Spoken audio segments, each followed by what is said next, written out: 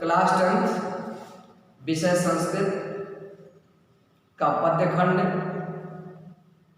चौथा पाठ सूक्ति सुधा। सूक्तियों का अमृत। सूक्ति सुधा में सूक्तियों का अमृत। इसमें कुछ सुंदर उक्ति श्लोक दिए गए हैं जो आपके कोर्स में निर्धारित है। पूरा पाठ बहुत इंपॉर्टेंट है।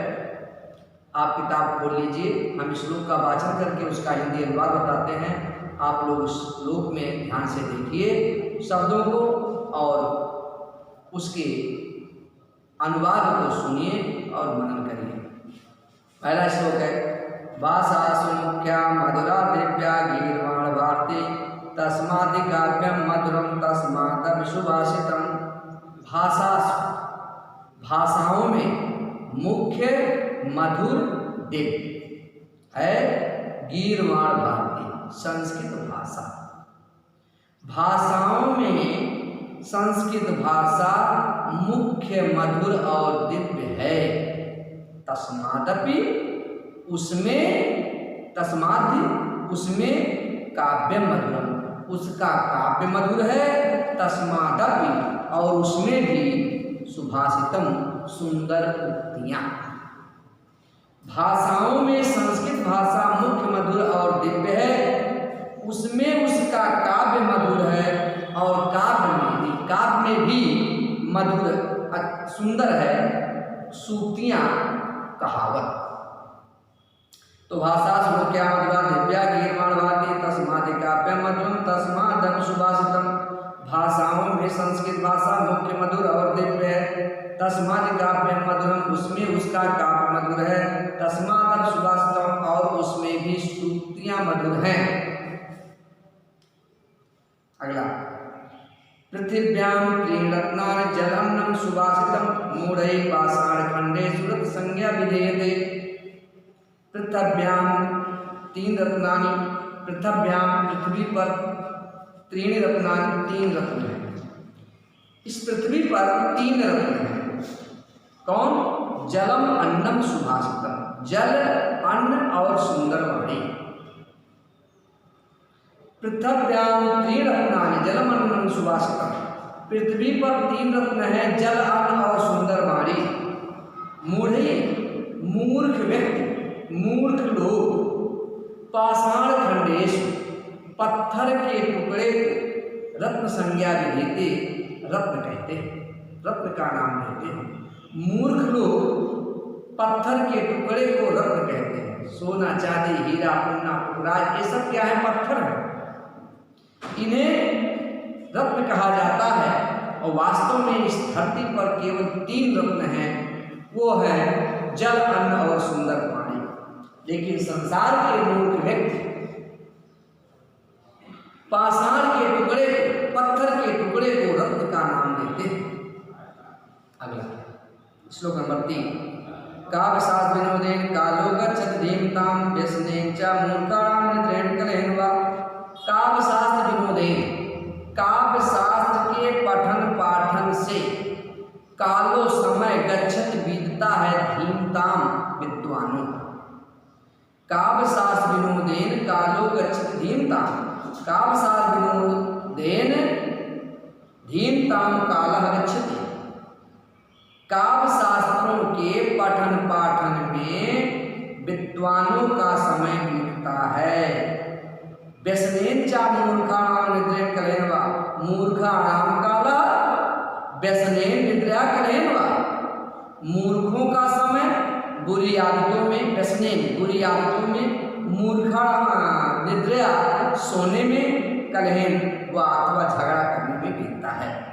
मूर्खाणाम काला, मूर्खों का समय बुरी आदत में, सोने में और झगड़ा करने में बीतता है। विद्वानों का समय काव्यशास्त्रों के पठन पाठन में बीतता है। इसके विपरीत मूर्खों का समय बुरी आदतों में, सोने में और झगड़ा करने में बीतता है।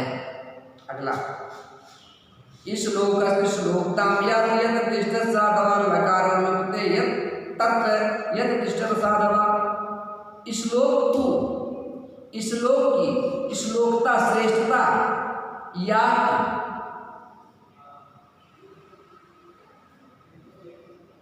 आती है यत्र जहां तिष्ठति रहते हैं साधवा सज्जन। यत साधवा तिष्ठति तत्र श्लोक तु श्लोकता। जहां पर सज्जन व्यक्ति रहते हैं वहां पर श्लोकता श्लोक सम्मान प्राप्त करता है। यत्र जहां पर असाधवा तिष्ठति असज्जन लोग दुष्ट लोग रहते हैं तत् लाकारो लुप्यते वहां श्लोक का ला लुप्त हो जाता है और बचता क्या है सो। श्लोक ला निकाल दो तो हो गया सो। तो यत्र तिष्ठति साधवा तत् श्लोक तो श्लोकता। जहां पर सज्जन लोग रहते हैं वहां श्लोक सम्मानित होता है, को सम्मान प्राप्त होता है। यत साधवा तिष्ठति जहां सज्जन लोग दुष्ट लोग रहते हैं तत् वहां लकार लुप्यते वहां श्लोक का ला लुप्त हो जाता है और बचता है शोक अर्थात दुख आ जाता है। अगला श्लोक नंबर 5। अप्राप्त कालम वचनम बृहस्पति ब्रुवन् प्राप्नुयात् बुद्धि और ज्ञान अपमानस्य शाश्वतम्। अप्राप्त कालम यानी अनुचित समय पर वचनम वाणी बृहस्पति गुरु बृहस्पति भी अब्रुवन् बोलते हैं। बृहस्पति अप्राप्त कालम वचनम ब्रुवन् नीति की बात है। यदि कुछ समय में बृहस्पति भी वाणी बोलते हैं तो बुद्धि और ज्ञान अपमान चा शास्त्रम प्राप्त है। तो बुद्धि का अपमान और अज्ञानता शाश्वतम प्राप्त निरंतर प्राप्त होती है। यदि कुछ समय में असमय में बृहस्पति भी वाणी बोलते हैं तो उनके बुद्धि का की अज्ञानता और अपमान प्राप्त होता है। यानी अनुचित समय पर वाणी नहीं बोलना चाहिए, नहीं तो वहाँ हर प्रकार से अपमान और अज्ञानता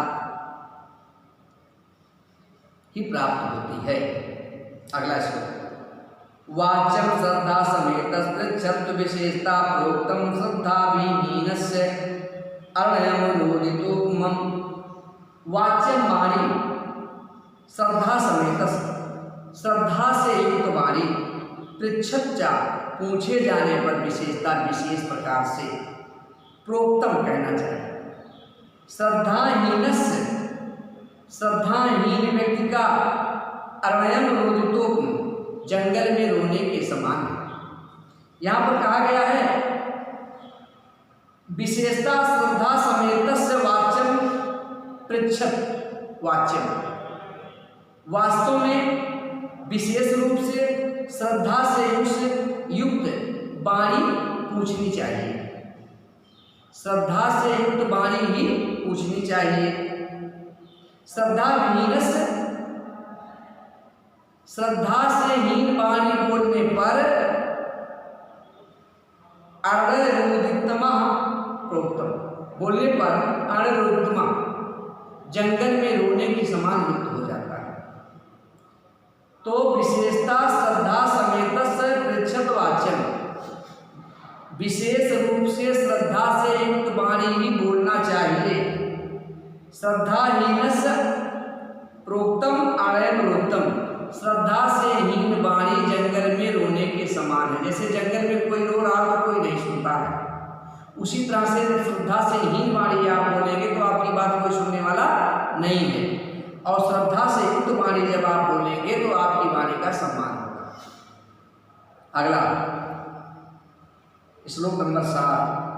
वसुमती वसुमती पतिनां तु सरस्वती बलवता रिपुरां न चान्यते संविभागर्णेन विभज्यते विबुध बोध बुद्धैरपि सेव्यते। वसुमती पतिनां तु सरस्वती बलवता, राजाओं की सरस्वती बलवान, रिपुराम चान्यते, विद्या के विषय में कहा गया है। विद्या जो प्राप्त करता है उसे ही मिलती है, उस पर कोई नहीं बंटवारा करता। सरस्वती को, विद्या को वसुपति नाम बलवता, राजा बलपूर्वक नहीं ले सकता। रिपुराम च नियते, शत्रु से बलपूर्वक नहीं ले सकता। समविभाग करने नाग बजते, सगा भाई बंधु उसे बांट नहीं सकते। विबुध बोध बुद्ध से पिता, यह निरंतर देवताओं और ज्ञानियों द्वारा पूजनीय होती है। तो सरस्वती को वसुमती पतिना बलवता न नियते, रिपुरा न नियते। सरस्वती को, विद्या को राजा बलपूर्वक छीन नहीं सकता, चोर चुरा नहीं सकता, सम विभाग नहीं नाग बजते, समान हिस्सा बांटने वाले भाई बहन ले नहीं सकते। विपुल बोध बुद्धि सेवते, या तो विद्वानों, देवताओं और विद्वानों द्वारा पूजी जाती है। अगला, लक्ष्मी याचक दुखाणी विद्याना याचा अपिच भक्तकाणी, या विद्या या पंडित मंडलाग्रणी अग्रणी सानयो सानयो सानयो। आगे देखिए, लक्ष्मी नाया याचक दुखाणी, लक्ष्मी या लक्ष्मी ना, वह लक्ष्मी लक्ष्मी नहीं है। या याचक दुखाणी, जो मांगने वाले की दुख को दूर करने वाली न, वह लक्ष्मी लक्ष्मी नहीं कही जाती जो दूसरे के दुख को दूर न करती हूँ। या विद्या ना विद्या, वह विद्या विद्या नहीं कही जाती जो अच्युत भक्तिकाणी, जो ईश्वर की भक्ति करने वाली न हो। या पुत्र न पुत्र, वह पुत्र पुत्र नहीं है जो पुत्र नाया, पुत्र नाया पंडित मंडला अगणी। या पुत्र ना, वह पुत्र पुत्र नहीं है जो पंडित मंडलागणी, जो विद्वानों के समूह में आगे ना हो। सानयो सानयो सानयो, वह नहीं है, वह नहीं है, वह नहीं है। कहने का मतलब है वह लक्ष्मी लक्ष्मी नहीं जो दूसरे को दुख को दूर ना कर सके। वह विद्या विद्या नहीं है जो इस विष्णु की भक्ति करने वाली ना हो। वह पुत्र पुत्र नहीं है जो विद्वानों की मंडली में आगे ना हो। वह नहीं है, वह नहीं है, वह नहीं है। आगे, केवरान भूषण पुरुषा महारोण चंद्रोजला मास्नान नबिले वृंदा कुसुमम अलंकृता मुंडजा। केवरान भूषण पुरुषा, केवरा माने बाजूबंद, ना माने नहीं, भूषण माने विभूषण सुशोभित होती है। पुरुषम, पुरुषों को बाजूबंद शोभा नहीं देता है। ना हारा चंद्रोजला, चंद्रोजला हारा, ना चंद्रमा के समान उज्ज्वल हार भी पुरुषों को शोभा नहीं देता है। ना स्नानम ना विलेपनम ना कुसुमम अलंकृता मूर्धजा, ना तो स्नान करना, ना तो सुगंधित लेप लगाना, ना मूर्धजा कुसुमम अलंकृता, और ना ही बालों को फूलों से सजाना ही पुरुषों को अच्छा लगता है। यानी पुरुषों को बाजूबंद शोभा नहीं देता, चंद्रमा के समान उज्ज्वल हार शोभा नहीं देता, स्नान करना, सुगंधित लेप लगाना, बालों को फूलों से सजाना भी शोभा नहीं देता है।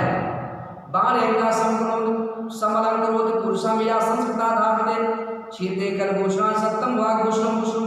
बाण का वाणी एक वाणी ही है, समलंकरोध पुरुषम जो पुरुष को सुशोभित करती है, या संस्कृता धारते जो संस्कृत सभ्यता से युक्त होती है। सभ्यता से युक्त वाणी ही पुरुषों को शोभा देती है। क्यों? छीते कर भूषण, खरभूषणानि क्षीयते, निश्चित रूप से अन्य आभूषण नष्ट हो जाते हैं। वाग्भूषण सप्तम, लेकिन वाणी का आभूषण निरंतर बना रहता है। तो पुरुषों को बाजूबंद शोभा नहीं देता, ना तो चंद्रमा के समान उज्ज्वल हार शोभा देता है, ना स्नान करना, सुगंधित तेल लगाना, ना ही बालों को सजाना ही शोभा देता है। पुरुषों को तो उसकी संस्कृत से युक्त, सभ्यता से युक्त वाणी ही शोभा देती है। सभी आभूषण तो नष्ट हो जाते हैं, लेकिन वाणी का आभूषण निरंतर बना रहता है। धन्यवाद।